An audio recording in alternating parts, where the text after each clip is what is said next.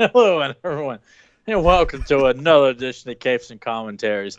We're starting it off on a nice laugh here, and why the hell not? It's the weekend. We should be laughing, having fun, which is what we're going to do today.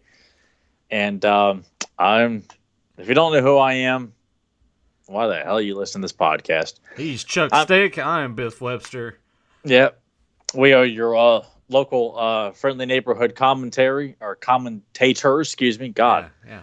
Um, we're so laid back we can't even talk properly here right Yeah. now. But if you're listening to this, you ought to know we are capping off our Rise Serpentor Rise commentary. We'll be rounding out the last two episodes of this. So we did it. We did it, man. Well, I even said this like months ago when I was trying to get this off the ground, and I said I think if we get started, like I don't see us like we'll do something else and then come back to it. I kind of feel like if I get Nathan onto it, he'll want to finish it. Right. Sure enough, that's what we've done. So we are wrapping up the great mini series, if you want to call it that, of Serpentor's origin. And what the hell's going to happen? We don't. I mean, Nathan doesn't know. Yeah, I don't. My plan last night is I'm gonna watch these two episodes so I can prep because I haven't done this the entire time. But it's honestly kind of best this way. So sometimes, sort of. I'll be better prepared next time. Yeah, we'll find out. Yeah. We'll see about that. Yeah, we'll see about that. Well, Nathan's like, I just woke up. I didn't have time to do anything. Then you cut like to this footage, like Nathan laying on his couch, like flipping the channel, farting, eating cereal, like these constant edits of like a montage of Nathan doing everything but watching the one cartoon. He's watching everything else, but he'll watch like a shitty segment on Nitro. This is stupid shit, man. I can't believe it. He's asleep. Then he's up again playing this and streaming. It's like, did you watch it last night? I just didn't have time, man. I just.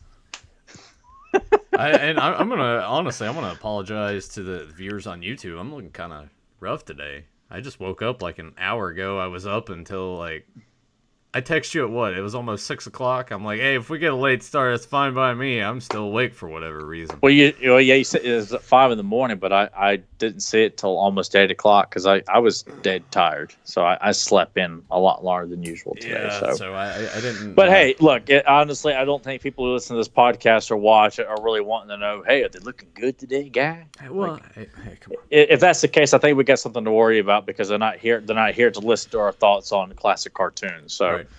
You know, we don't have a makeup artist to come in and well, I guess I could get Emily to like dab some shit on my face. Yeah, some. You remember when you used to be like so concerned about your appearance all the time, like in high school? Like, oh yeah. Well, we'll save that for the high school talk days. One other thing I wanted to get out of the way before we started the commentary is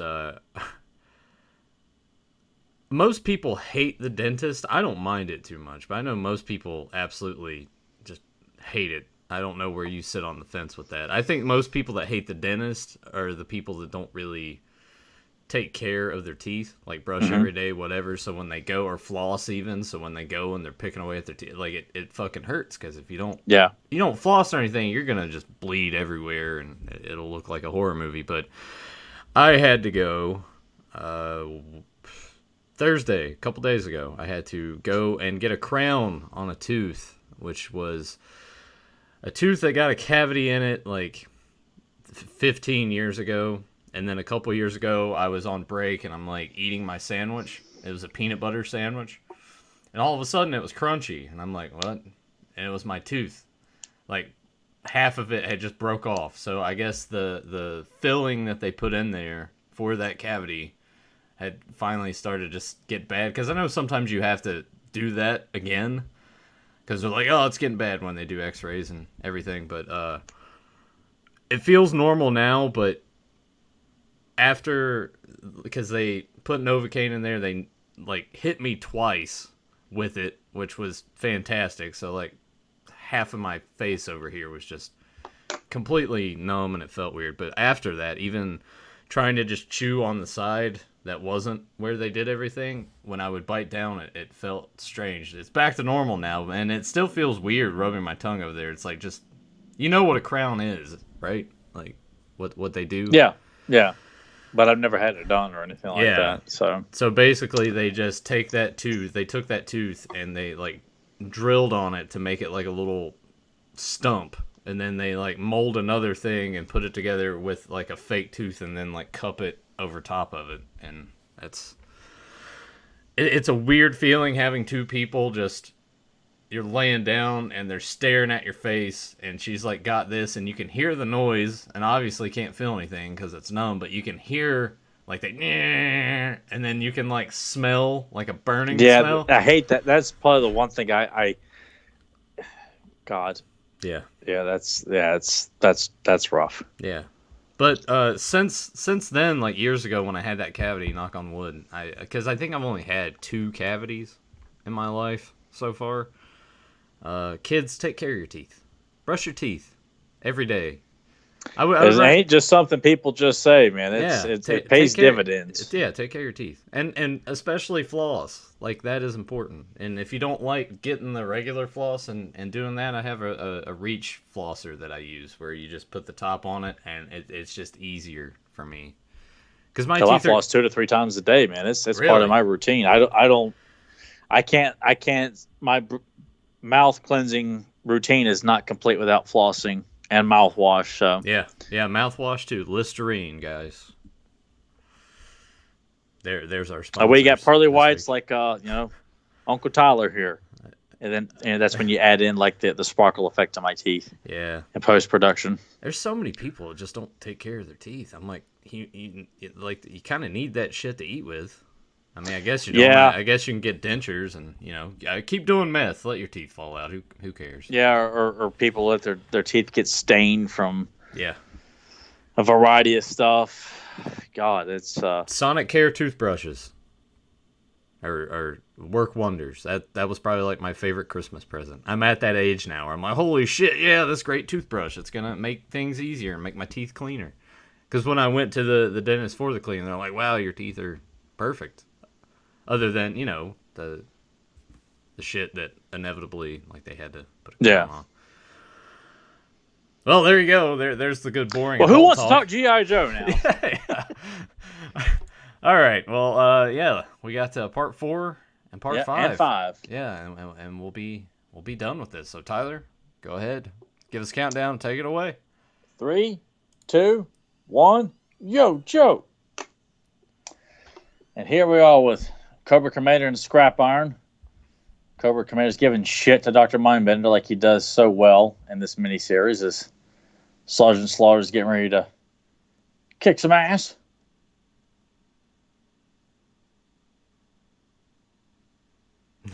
Yeah. Oh, man. I've started collecting 25th anniversary Joes, just so you guys know. So if you got any you want to send my way, or maybe even Tyler's way too, depending on what he's got, let us know. Get in contact with us. I'll take. Yeah, I love how this podcast has been really expensive for Nathan, because every cartoon we tackle, Nathan's like, so starts scratching like, I really want to get some of this stuff, man. And it's like, shit, not again. And then I'm like, I wish I could buy something. Nathan's like, man, I can't buy enough, man. It's like, and I found this, and I found this too. It was only $3,000, man. I got a deal. No, I don't go that far. No, with Joe's, it's different because 3 3/4, man. I'm like, I have to set a limit on these because with just how small they are, I can't justify spending $40 for one. To me, it's like a good. Like $20 or less is a good range for me. Yeah, I kind of feel like if you go vintage, and I mean Joe's of as much as big a fan as I have been of the series, I never felt the need to get every single character. At least of the Joes, I was more inclined to want to buy more Cobra Forces and then pick and choose my favorite Joe characters, which some I'm just like, I don't need him. I don't need him either. Not to say that I wouldn't gladly accept them, but right. When I would be hunting at Happy's Flea Market or going to any flea market in general, or looking up Joes to buy, it would just be members of Cobra or certain members of the Joe team. It's like I just wasn't interested in getting a lift ticket or Lifeline or various Joe members, but like the Terradrome here, which is kind of in a different setting as opposed to what we would see in the '87 movie. I kind of like the idea of it being out in the. I mean, it is in the woods, as we will see, but it's. I kind of like it being there. Which in the comic books they manufacture like Terradromes. Like that's something that they manufacture and sell to people on the black market, which is kind of an interesting concept that they can mass produce Terradromes, which is pretty interesting to think about the vast amount of financial support that Cobra has at their disposal. I mean, it's just kind of fun to think about. They're stopped often by GI Joe, but in between all that, you feel like Cobra is getting financed very, very well in so many forms. And I mean, obviously, like extensive enterprises run by Tomax and Zaymont, because they're like the big corporate front for Cobra, which is like, it's pretty cool because that business shows up in several episodes, which is like the Joes know it's associated with Cobra, but it's not enough to prove that they are guilty of fronting for Cobra. So it's kind of cool that no matter how many battles Joe wins, Cobra still manages to linger. There's that underlying like big evil corporations that people always go to. It's like, they're up there in their high tower with all their money. Yeah. What kind of nasty shit are they getting into? Yeah, and it's just kind of fun to think about because, like in the comics too, like Cobra Commander was a used car salesman, and just uses powers of manipulation. Which looking at Sergeant Slaughter doing this, that just hurts me.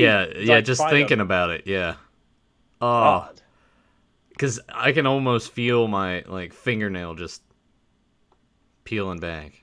Yeah, it's like that scene in the Texas Chainsaw remake when that poor guy's dragged down to the basement and he's scraping so hard his fingernails tear off. God, that was awful. This is like a cool concept, though. It's like we are going to take the DNA from all of these great leaders and warriors and make our own thing. It's a fun, creative idea, and it works too. Which I know that the people at Marvel were not too keen on it, and I think Larry Hama was the same way too, because they wanted to take out Cobra Commander and introduce Serpentor. And I was like, dude, Cobra Commander's like, next to Snake Eyes, the most popular character in the series, and Cobra already has a leader, and they're just like, well, we're releasing him, so find a way to make it work. And they did an excellent job. Which like Cobra Commander with his hands behind his back, like his whole demeanor in this, he steals every scene, which he does in every episode, but just his performance in this, and thanks to Chris Latta, just constantly being like the troublemaker. He's always up to some tomfoolery in every episode of this miniseries.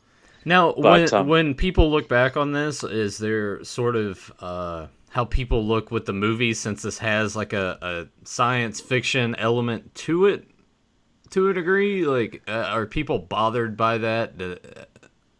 Because you said before when we watched the movie that a lot of people prefer their Joes to like be a little more grounded in reality and not so out there. What is the perception of this miniseries in terms with the fan base that you've seen over the years? I think it's pretty well accepted, but I think the majority would always take, and as we see, this is not Serpentor. This is holy hell. It's I don't think Serpentor is kind of dismissed. I think he's pretty much widely embraced by the majority of the Joe community, but not like Cobra Commander. Like Cobra Commander is pretty much irreplaceable. I mean, I think you could say that if you had to pick between Megatron and Galvatron, I would almost say almost 100% is going to pick Megatron over Galvatron. No matter even if you like that character, it's just kind of like you're going to go with what worked originally because it was perfect. Don't mess with perfection. Right. And but I think working a new leader into Cobra into this, but Cobra Commander is still around. It worked out great, and it's awesome that. And I think because they didn't like it, they found a way to make it acceptable. Not Hasbro, but Larry Hama in the comics and the Marvel with the series. So they make it work and keep both characters because it was. Even though the original Cobra Commander is taken out in the comics and then does come back after a brief period, but I I was always pro Serpentor as a kid, but not like I take him over Cobra Commander. But as I got older, I was all about more Cobra Commander. I was like giving Serpentor the finger. I'm like, Cobra Commander's the best, dude. But I still like the character, and I embrace him as one of the really important characters in the mythology.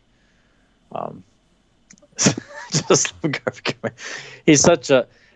That's something that I was telling a friend of mine at work too, because he hadn't really thought about it and hadn't seen it in a while. But the Street Fighter movie, it's a G.I. Joe film. It's a G.I. Joe film because Bison, played by Raul Julia, acts a lot like Cobra Commander. Like he's a threatening villain, but you find him very likable and enjoyable. Which had that point where I thought the movie was absolute shit. And then I kind of come back around to him like, you know what? There's something here that, you know what, I found very offensive, but actually it's actually not bad. When it's time to get serious, it's serious. And when they're having a little bit of fun, it's not unbearable. Not to say every bit of dialogue or every scene is great, because some stuff could have been axed. But for the most part, I it's just one of the. I almost feel like I could put together ones like shitty YouTube videos, like of just me voicing and showing pictures. Here, check out my conspiracy theory video saying the Street Fighter movie is really a G.I. Joe movie in disguise. Subscribe to my YouTube channel. You know, some asshole hit me up, one with a friend request, and he had like a connections like other He-Man fans. Okay, maybe he's a fan of the podcast. And then I get this random message. Hey, I'm trying to get a lot of subscribers from my my toy review channel. Please subscribe to my YouTube channel. Thank you. I'm like, fuck you. Unsubscribed from him and ignored his message and unfriended him. Pulled a cornet on him, huh? Thank you. Just some Thank you. Some Fuck you. Bye. Like, who the hell do you think you are? Right.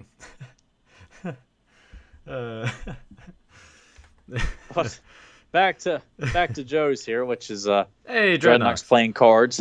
Yeah, I got most of those guys sitting at that table right there coming in the mail. You got to get Thrasher next, dude. Depends on the price. Did you? I was gonna say, did you get Monkey Wrench too? No. Okay, I didn't think so. Honestly, you do a search form.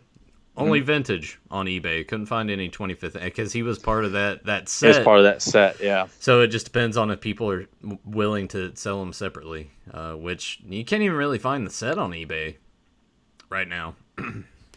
Yeah, it was difficult to try to find. I did find some, but I just like I just felt like I was like $30, $40 for it done. At that rate, I may as well just buy the vintage and just have them hanging out with them. You know.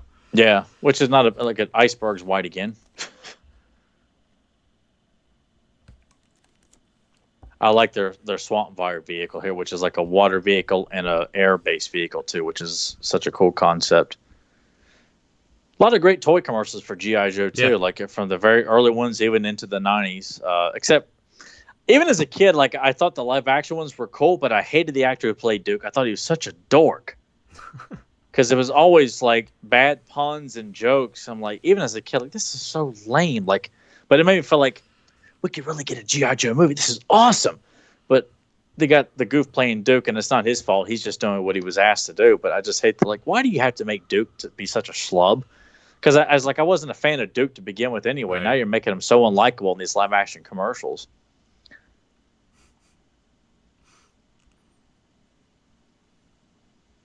Snakes and spiders. Yeah, more action in the swamp here.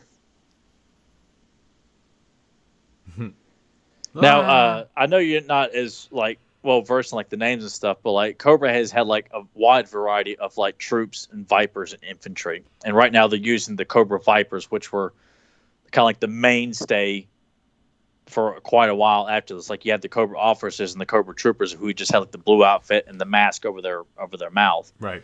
But from here on out, you're getting a wide assortment of just a wide variety of different Vipers. That was another cool thing too. If it was a Viper of some kind, it was also a sell for me too, because it was another infantry member of Cobra. You have your Techno Vipers, your Tele Vipers, your Ninja Vipers. You had your Toxo Vipers, and your Cobra Eels and your Undertows, and even though some of those were Destra's guys, but I just loved the army builders that Cobra. Range Viper to this day is my absolute favorite of all the Vipers, because they had the skull face and the brain motif, and they just looked so menacing to me as a kid.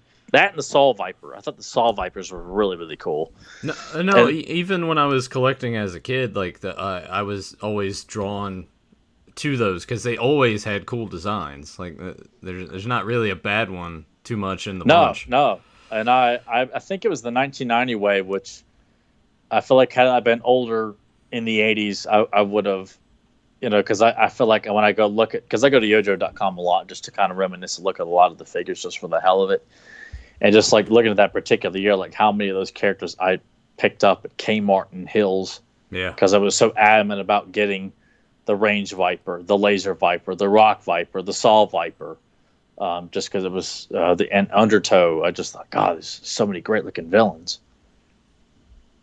But I guess that's kind of what you want out of your army builders, right? You want them to look cool that way. They're like, oh, I want to get more of these. Yeah. And it never crossed my mind to like, I got the Range Viper, I need more. It was like, I got the Range Viper. Yeah. And I just seemed so content with it. But I'm just surprised that, and I got a little bit older. I'm like, God, it would be awesome to have like multiples of some of these characters because, when as a kid, when you're playing with him, you're like picking up the same figure and he's being punched and punched and punched. Pick him up again, punched and punched to insinuate in your thoughts of playing with these toys that it's multitudes or multiples of these Vipers coming and that's pretty much the entire group of the season 2 characters here. Which Beachhead looks perfect in this background.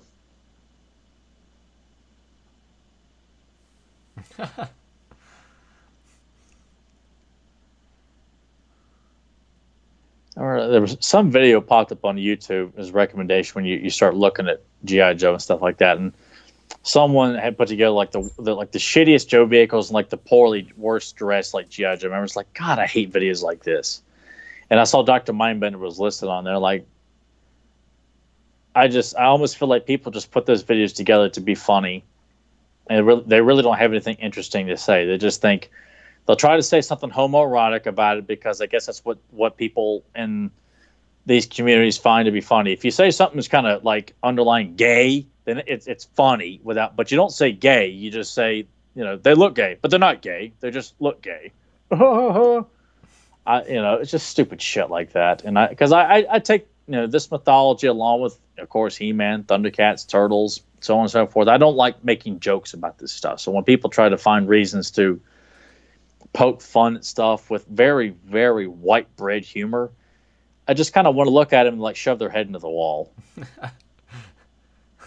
And I would piss off Lifeline a lot since he's against violence, and I definitely would be like Beachhead. And I'm not a violent person, but stuff like that just frustrates me because it just spreads like wildfire. Right.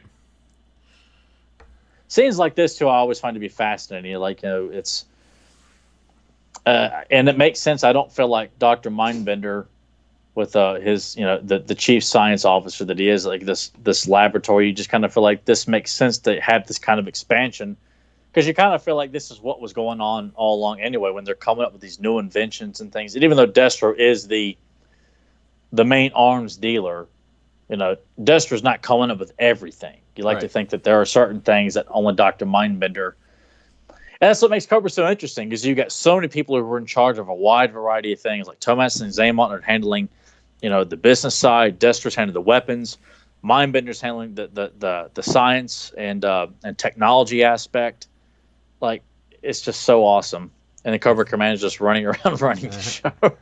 Yelling at everybody. Just screaming and yelling at everybody. I don't know how, like, in a recording session, look at that. Guys. I think my favorite thing with him is he doesn't give a shit. He is willing to undermine anything as long as he gets his way. Yeah. It's his way or nothing else. And he knows that people, and even if they're not, he's always paranoid that people are like conspiring against him. Which makes for a great villain. And like, Destro doesn't hesitate to grab him up by the collar and just shake him around. And that's refreshing too. It's nice to see that even though like they will fall in line with him, that they're also willing to step up and like challenge him and say, "No, at not any today." Moment. Yeah. Which makes them such an interesting group because, in the comics, like Destro does break ties with Cobra Commander. A few times. Like there's times where like he's hell bent on killing Cobra Commander, and then vice versa, and so they do have a love-hate relationship in the comics. Whereas in this, like they argue a lot, but they never actually part ways. Which I guess could have been. Told him to go suck some eggs. Yeah. Tomax and Zamlot. I wish I could have seen them kick more ass. Which I didn't realize the other day. I saw it in like a random post because the Snake Eyes movie has been in pre-production, and apparently they've cast Snake Eyes, but I didn't see any news about it, and I had to go look it up to see if it was actually legit or some clickbait bullshit. And apparently it's official, but they cast the lead from that Rich Asians movie, whatever it's called. Well, I mean, you think about it, he's gonna be like in costume, and he can't say anything. So, but I almost feel like if they cast the male lead in that, are you saying this guy is a great martial artist and you're using that, or are you gonna say that we're casting him, or we're gonna have him be Snake Eyes, and it'll probably be like some like origin story bullshit, and which I kind of feel like I don't know. I'm not. They haven't really said much other than that. No one else has been cast or anything like that, so I don't know. And apparently Paramount is lining up another G.I. Joe movie, which I'm like, oh yeah, I heard about you guys, you guys are, jumping the gun a little too far. Like, you can't even get one decent movie off the ground. How about you wait and make sure you don't botch this one before you're like, I'm gonna do another one.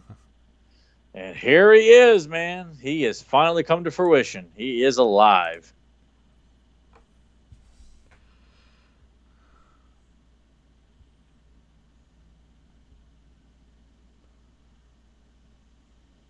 There we go.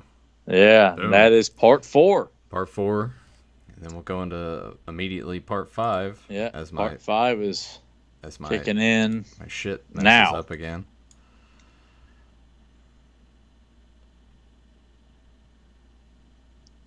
Yeah, it's like Buzz Dixon, who wrote this, he does the commentary on the '87 movie too. So he was pretty integral in a lot of these stories. I feel like a lot of these shows just don't get the credit they deserve because everyone's so quick to lump them in as just like 80s cheese, like everything's silly shit. You can't take it seriously because it's more fun to look at it that way as opposed to. I always feel like I can't be the only like fan of these shows that takes offense when people just want to make fun of these legendary cartoons as if like all they are is just like poor animation goofs. Silly stories, and they're just cheesy as hell. That consensus that so many people have on these things that are not hardcore fans. I like the hardcore Joe fans, hardcore Transformer fans, hardcore He-Man fans, Thundercats, Turtles. Like I kind of feel like they would argue that, but you just kind of feel like it's more out there that all these cartoons are just silly shit, and that if you can't have an actual conversation about the mythology because it feels like. Are there anybody that could talk this stuff, or are they pretty much just people who pose and? Well, no, there are a few things out there on YouTube that I do enjoy that talk about the history of it. Yeah, they'll make a few light jokes, but it's nothing too terrible. And some of it's really informative, but I guess it just sort of depends on what you're looking for. I guess what they're trying to hit is the people, hey, I remember this, but it's like how I am sometimes. I don't remember names and like everything, but I also don't really appreciate either when it's just they want to take a big shit on everything just because. Yeah. And most of the time, not all the time, but most of the time, the people that are doing it weren't really alive when this stuff was even popular anyway, so. Yeah, and then they have like so many people subscribing to their bullshit and can't wait to watch the latest, rant and rave and just pissing and shitting on something. It is what it is. Which is people love to listen to morons. I mean, I guess that's why people love that Kardashian bullshit. People who don't contribute anything in terms of entertainment, society, or life in general, they're the most fascinating to the rest of the world. Yeah, that's just it's the reality TV culture that we have been in. And we're people who don't really do anything, but they'll sit at their computer and just read the damn newspaper. And somehow they've got subscribers, and they'll sit there and blow their nose and fart and pick their nose and dig in their ass while they're recording and tell you to subscribe to their videos because they think that they have something of relevance to bring to you. And then let you know, hey, I'm back, baby. I was gone for an hour, but I'm back on social media, man. Check out my bullshit. People are weird that way. Yeah. Whereas we do this just out of passion and fun. Because I think it's important to. I know, and yes, Nathan is right. Yes, there are people out there who do put together videos whose sole purpose is to provide a history of the cartoons, the characters, the mythology, the comics, whatever the interest might be. And Cobra Commander being it. But they are out there, and I appreciate this. God. So yeah, from here on out, Cobra Commander is just he's such a lovable villain. Spiral staircases, I always love those in castles and things like that. That's such a great. I've always wanted to see Kevin and Axel do artwork using spiral staircase with fights. Like I had a couple of. It's funny how Serpentor is just he's already got he's just gliding around and everyone else has got to run on foot. Yeah, this sequence here is they're all chasing. And then Cobra Commander, when he passes the Dreadnoks here, this is one of my favorite moments. Holy shit! Right. He just sees, Sergeant Slaughter. They're cutting people's heads off. I ain't kidding.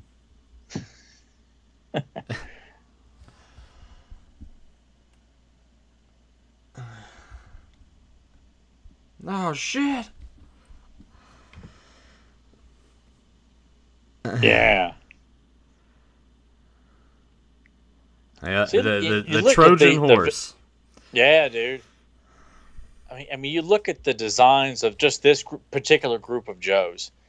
Visually, they're all intriguing and so easy to do in a live action film, and yet, I like to make fun of what Paramount did because they're assholes for doing what they did. They thought it was a great idea, and I will forever give them shit until they prove me otherwise. So to think that, your Joe movie, everyone has to wear the same damn thing. All black uniforms are all like something black related. Yeah.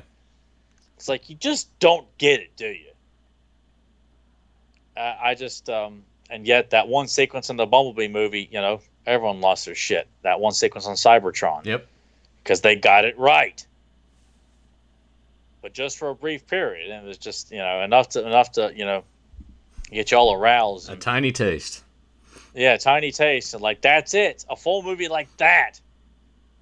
So, and I still say to this day, say that some things may not work as a movie, but I think most of these properties like this right here, as long as you respect these characters, the source material. No, you don't need to make it deliberately silly because there's a few lighthearted moments, but not to feel like you can't throw in a nice, humorous moment here and there from Cobra or the Joes. But why is it so hard to respect a sequence like right here? Scrap Iron's changing sides again because Cobra Commander's going to, buy him off because that's what Cobra Commander does. You throw out the money, you can buy anybody. Yeah. Just as $1 Million Man said, everybody's got a price. Everybody's got a price, and I love that about Cobra Commander.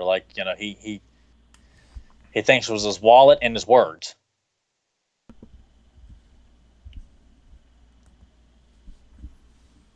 I like how everyone's just in a circle just watching them fight right here. Yeah, it's like being back in high school. You just kind of cheering on who you want to win. Yeah. There's Pruitt running in.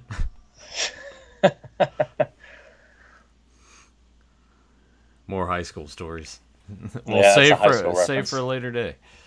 Yep. But even if you weren't welcome to the idea of Serpentor, I kind of feel like it's so hard to. Even though you may feel like his visual is probably, you might say, could be outlandish compared to, well, I don't know. I almost feel like with Cobra, you can pretty much get away with anything you wanted to do for the most part. I know people like to pick on the 87 wave because I think that was the first year that sales were dropping drastically for G.I. Joe. Right. And if you look at that cast of characters that were released, like a lot of the Cobra guys weren't, you had Crocmaster, Big Boa, Crystal Ball, Raptor.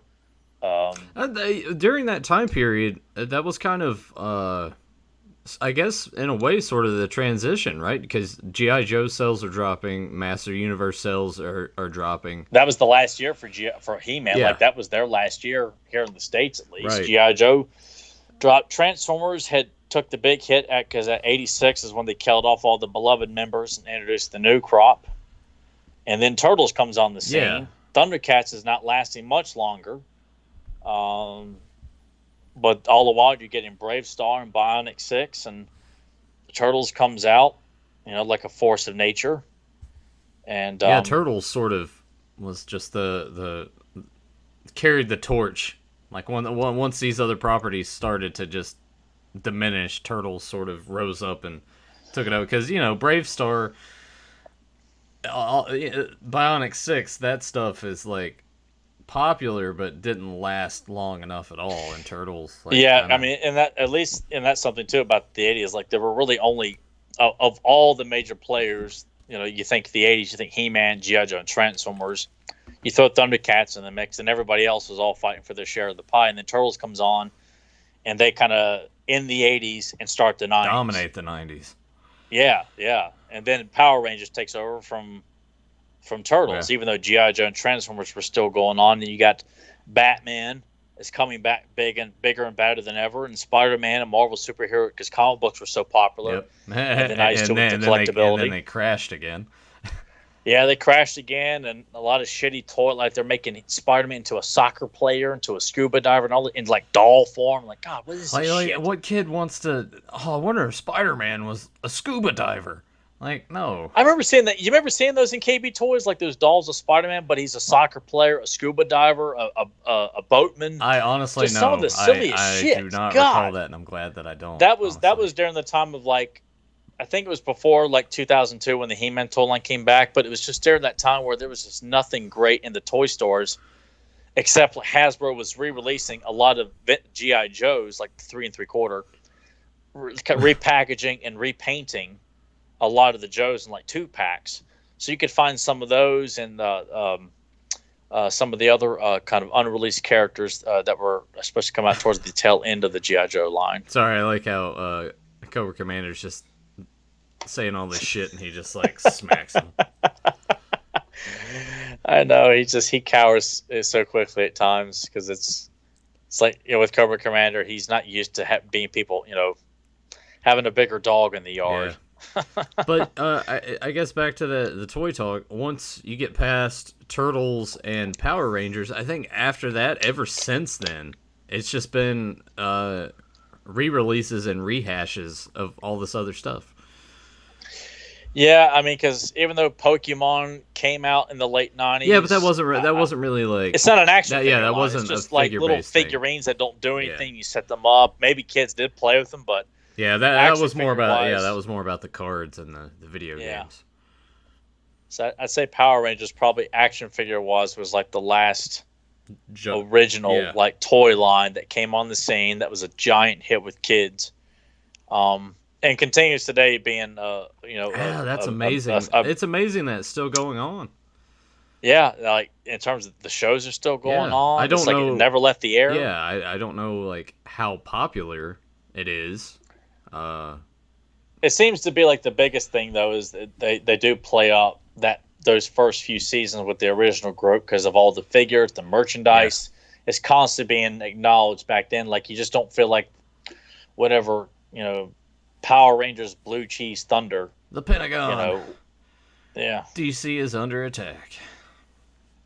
Which is just such great visual seeing Cobra attacking DC. Like to go to the DC yourself or like picture like, oh, it'd be like if Destro was like launching it like this like large attack and I gotta save the day, man. I gotta get me a gun. Oh man. Yeah, shit. No, you become like an honor member of the Joe team by the end. Like, we'd like to recruit you. Yeah, you would shit your pants and go hide in the corner. Don't even lie about that. No. I'm not lying about it. It is the hard truth. I'd be the one-man army. I would be like John Matrix and John Rambo. This is an awesome shot here, like Serpentor sitting on the Lincoln Memorial. Yeah. God, it's so cool with fire all around him. Like I like what they were going with that, like really hammering home. Plus, that's a site that it's a real thing. So to see Cobra actually taking over our nation's capital, like that, you felt like you could buy into that more because it is something that really exists.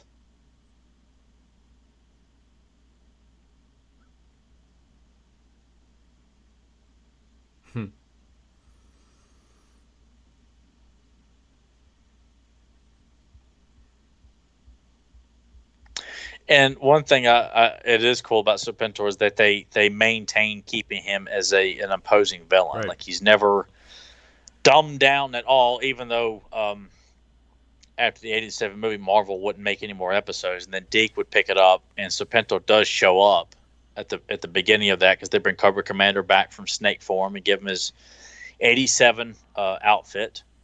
That's a cool that shot right here of the Capitol and Cobra made of fire and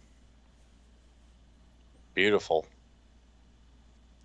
Look at that. Yeah, that's an awesome shot. Yeah, it's a good transition. Yeah. Back into his face and then another crowd shot.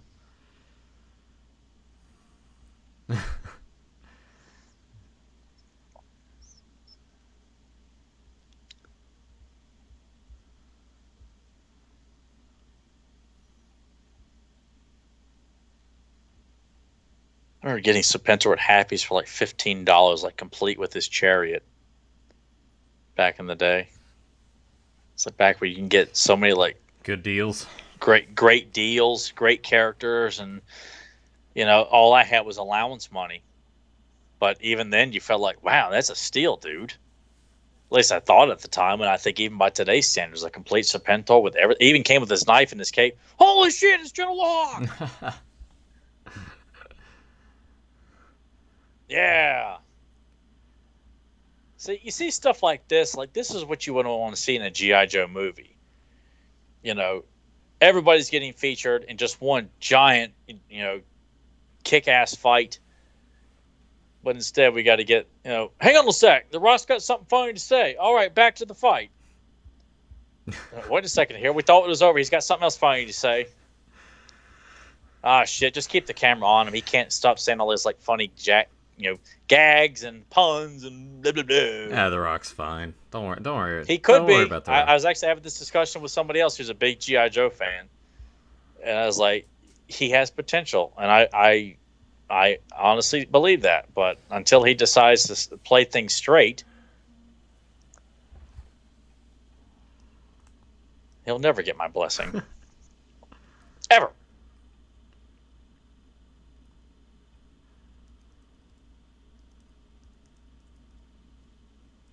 I remember when they relaunched Joe, when Image brought back Joe, and then before like Devil's Due took over doing the comic book, like it was awesome. It was an awesome time because G.I. Joe's coming back in comic books and toys. He-Man was back in comics and toys. Thundercats was back in comic book form. Transformers, Turtles were back in comic books. Around that early time of the 2000s, it really was an exciting time to have toys and comics. And at times, new cartoons accessible. It was like, holy shit, man! Like the people have spoken. They want this stuff, and we're going to bring it back. And a lot of it was pretty high in quality. Like that comic book that was out, and I stopped reading after a couple of years because the art got really ugly. God, it was just bad. I'm like, I don't care what you're telling me here. If you're getting a charlatan doing the artwork, you're not going to sell me shit. Right. But it was really cool. I mean, they reinstated the storyline, which was a 4-part miniseries where Destro's son poses as Destro, takes over Cobra, then he's thwarted, and then Cobra Commander comes back to reclaim it, and the real Destro is pissed off and beats the shit out of his son for posing as him, for getting him brought back into the mix. And then Serpentor's brought back not too long after that. The Dreadnoks are involved. Snake Eyes has an apprentice named Kamakura. I mean, Joe fans who know them, they already know what I'm talking about. For people who don't, the artwork was really good. Kevin Sharp worked on some of the early issues of that. I think it was like around like issue like 11, 12, or 13. Kevin Sharp started working on the book. But I think the guy who inked his work didn't do a very good job because, even got the parrot Kevin's saying work. "Yo, Joe." Yeah. Which, not something I would really want to see in a G.I. Joe movie. It's passable in this, but if they were to cast a shipwreck character, like, if you want to give him a parrot, fine. I'm not, that's a throwback to the character, but don't make it a point to we can sell some parrot toys. It'd be great. The kids want talking parrots. We'll sell that as part of the G.I. Joe toy line. And then you just want to make sure you find that corporate executive suggests that, kick him in the nuts, where his nuts come out of his mouth. You've already given them the idea. It's out there now. Well, I know how to take care of him. I'll just knee him in the nuts until they come out of his throat, like in Hot Shots Part 2.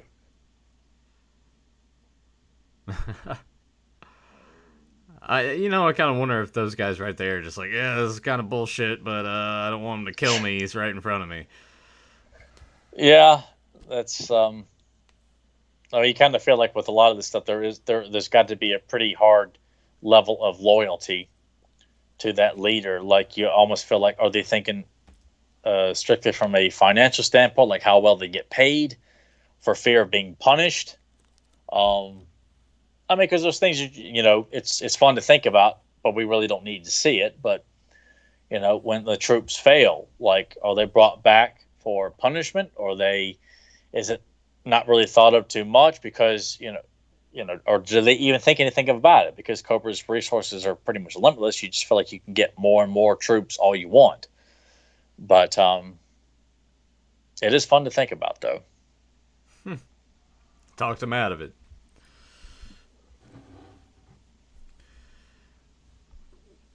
Like that sequence right there, like you see all these Vipers surrender.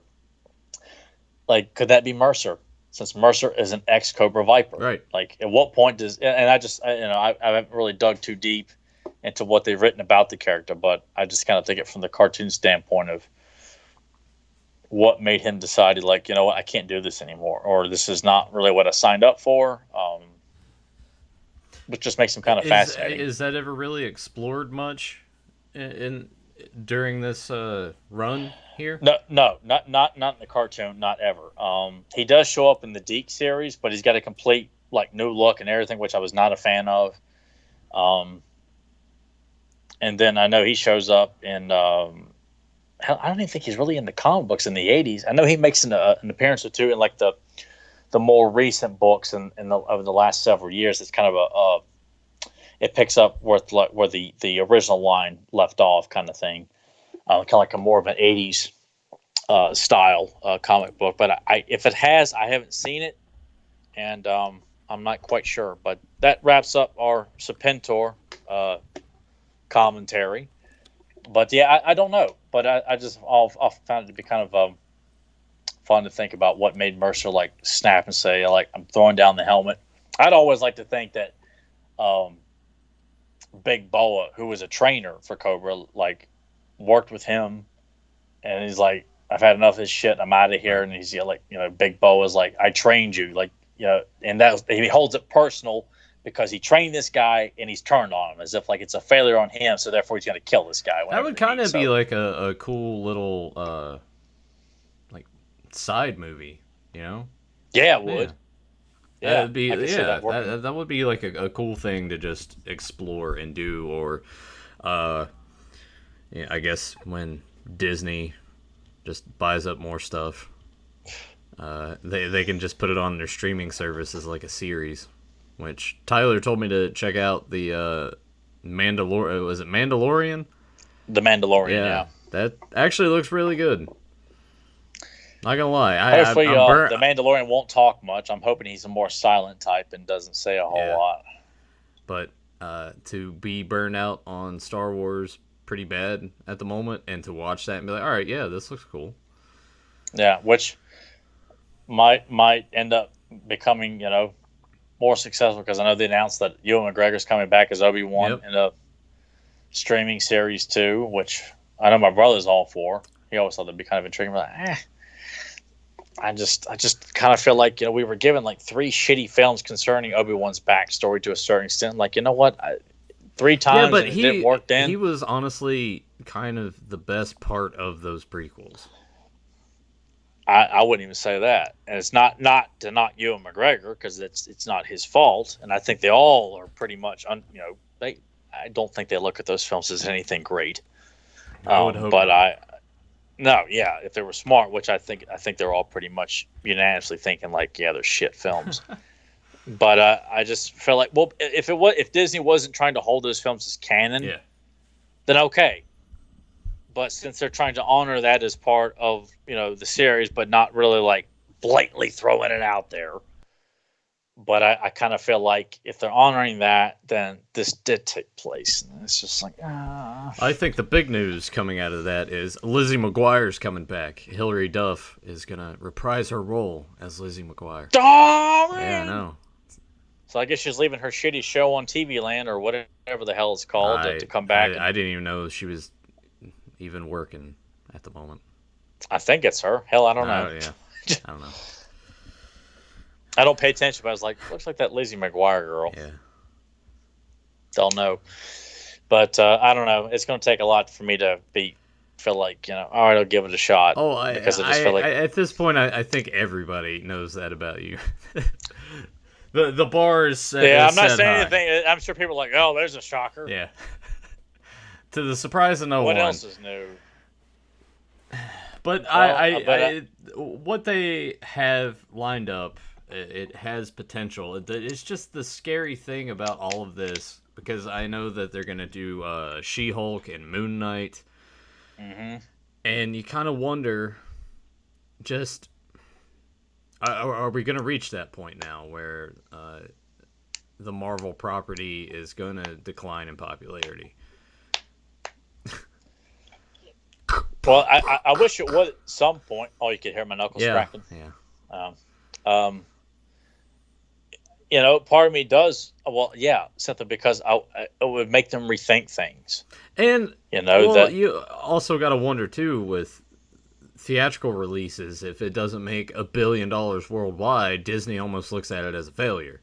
So I wonder what their gauge is going to be for the streaming service. I know they have a projected number of initial subscribers, and this is where they want to be by such and such point. But I don't know. It's a weird thing with just all the streaming services, period, because now we're reaching a point where you're spending so much money. Like right now, I have Netflix, Hulu, like the paid version. I have the HBO add-on for Hulu, so I could have watched the disappointing last season of Game of Thrones.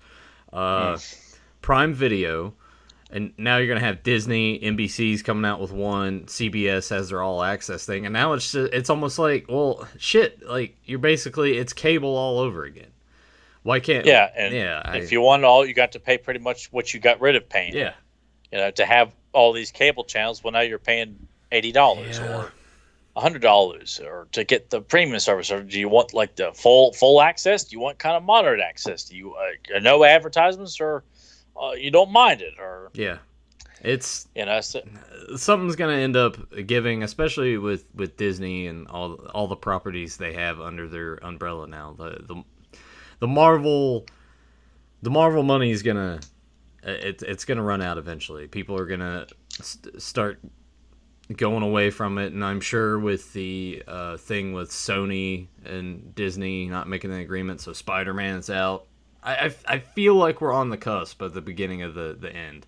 People are gonna jump on to the next thing, whatever that may be. It's coming. It's coming. Well, I mean, I think there'll always be a market for like the top tier superheroes. Yeah. Like a Batman film, another Spider-Man film, or whatever. But how many people are like, I want to see more Moon Knight. Like, Moon Knight is cool, looks cool and everything, but for it to be in a series, and especially with how Netflix had to cancel all their shows, like, I'm sure Disney's going to do the same thing on their service. We've already seen it with DC with Swamp Thing, which that basically got canned right after the first couple episodes came out, and they would still advertise like, oh, here's a new episode, and people in comments and things would just be like, well, why you already canned it? Like, are you basically giving me the perception that it's just not good? already. Like, why would I watch it? Like, I don't. Executives, it's just weird now because all they're seeing is dollar signs. So it's like you're seeing it now with He-Man, and you were super pissed off last week. But I'm just saying, like, oh well, that made money. Well, that doesn't necessarily mean that this will, or that over there. Like, you can't really gauge it. But they're also not willing to put out, like, they're willing to alienate fan bases just so they can dip their hands into the general audience and try to get a piece of that pie that Marvel's been successful with. And you can't, not every property is going to work that way. No, and even with their recent announcement at San Diego, what they're coming out with, like a Shang-Chi movie, I mean, that's cool, yeah, but well, given that they'll make it dumb as shit and not enjoyable at all, whether or not the Mandarin's in it or not, right. You just kind of feel like I don't think that character's going to be having anything close to the numbers that they're hoping it would be, because it's not Captain America, it's not Iron Man, it's not Hulk, it's not Thor. It's almost one of those things. I kind of feel like characters like that I think are better served on a series. Like Daredevil was given, and had they traded the rest of those Defender characters like they did with Daredevil, I think we'd have a different story, and I think all those would have been bigger hits. But I don't know. I just kind of feel like there's only so many characters that the general audience is going to be intrigued by, and at some point they're going to say, well, I don't care if it's Marvel, like it doesn't look that interesting. Because I mean, I was shocked at what a hit the Guardians of the Galaxy was, because at first I'm like, I don't recognize a single member of this crew, because it's not from what I can remember. And to me it was like, well, they don't have the X-Men or the Fantastic Four, so let's throw out another teen movie. And it worked, shockingly, because it was more about the humor, and obviously that's what Marvel's going with, is the humor stuff outweighs a lot of the serious tones that they portray in the trailers, which I remember that's kind of what suckered me in about Infinity War. It's like you watch the trailers for that and it comes off as very, very serious. Like, this is, devastating. This is going to be, quite earth-shattering. And then you see it, it's just, you feel like the only thing this movie's missing is the Benny Hill soundtrack. Yeah. Yeah. But I don't know. I'm just not kind of, people have heard it before. I just, you just kind of, it's going to end at some point, you kind of feel like, but I think it's gone on a lot longer than I thought it would have. Yeah, I would totally agree with that. Yeah. But I'm hoping maybe Matt Reeves' Batman will turn things around for Batman. God knows Batman needs it. But I often feel like with the way they've done with so many of the Marvel characters, there's no way they're going to turn that around and start from scratch and give it a new, more serious take when the more comedic takes have been so successful for them. I'm shit out of luck. And I don't think a lot of people seem to be bothered by it, which makes me feel like Ball, Julie, and Adam's family has the planet gone mad? Like, since when do you want to see, everyone be just as funny as, Yeah. It's a bummer. And at the same time, as I've gotten older, I do kind of care less, because I'm just like, whatever. If it's gonna be shit, like, who cares? I'm not gonna go see it. Yeah. I don't care. But which I'm kind of glad I don't care. Yeah. I mean, I think it's stupid and I do get mad about it, but not to the extent where it stays with me. Right. Like, honestly, that shit news about the new He-Man cartoon did stay with me a little bit the next day, but then I've kind of forgotten about it. I'm not gonna get back on that horse again. I'm just saying, like, my mindset about things that have been so important to me for so many years, I'm just phasing it out. And you know what? They don't want to make serious action movies like this anymore. It's all about making people laugh and that people recognize that character, and that's really about it. I guess it's safer to play more humor as opposed to the action. I don't know what their perception is, why they went that route. Someone may have gotten offended by the action. Who knows? Yeah, so I just say, well, you know what? I've got a whole slew of great films that were quality and it will always be quality, and until they decide to make more films along the same quality of like John Wick, which is the only thing quality going today. Out on digital as of yesterday. If you haven't, if you I have to guys wait to get that hard copy. I think I'm just gonna do both because Emily hasn't seen it, so it would be nice. Maybe I'll do that. I'll buy that. We'll watch it this weekend. And an update on the G.I. Joe Retaliation. I did start it. I got about 15 minutes into it, and I was like, I can't do this right now. So I do have my limits. It's not completely gone. I was just sitting there. I'm like, yeah, I'm not feeling it right now. I guess I could have fast forwarded a little bit and been fine. But why weren't you feeling it? Well, because at the beginning, you're establishing Rock as Roadblock and hanging out with Channing Tatum, and they're playing video games, and yeah. I'll just leave it at that. I don't want you to get too depressed before we wrap this up. But well, no, the fact that you bought that piece of shit thinking you have a good laugh, and you're like, I can't do this. It was $3. It's fine. I don't care if it was free. If it was free, you should have took it and chuck it into the sewer and hope you hit Pennywise in the eyeball. You know? That $3 could have went towards anything, you know? Toilet paper, butt wipes, you know? A newspaper to take a shit on. Anything but buying that. $3. And it came with a digital copy of the first film, so had to have it. Well, give it to Keith. No, I already redeemed the digital copy.